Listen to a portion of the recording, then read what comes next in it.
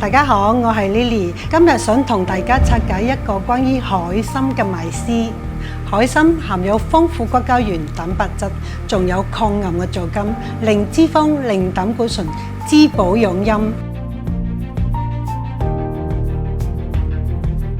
但係點解咁高嘅營養價值嘅海底人參仲未能普及到我哋日常嘅膳食上呢？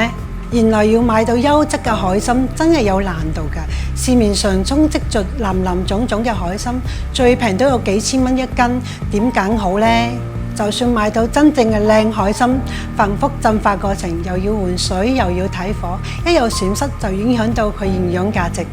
不過大家唔使再擔心，因為我已經引進咗好多家海參嚟香港。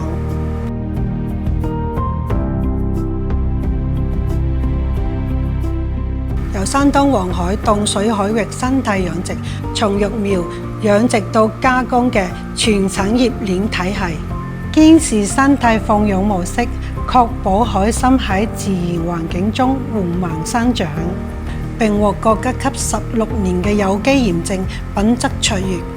我哋做到每批海參都注有養殖海域及加工日子，確保質量，直接源頭生產，比市場同級平40%，性價比相當高。我希望將咁有益嘅海參普及化、年輕化同生活化，人人受惠。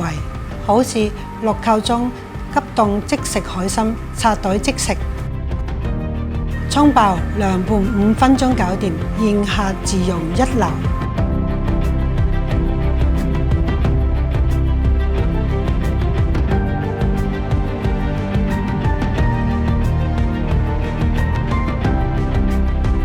仲有好多家90天即食小米海參粥計劃，長者或產前產後補身首選。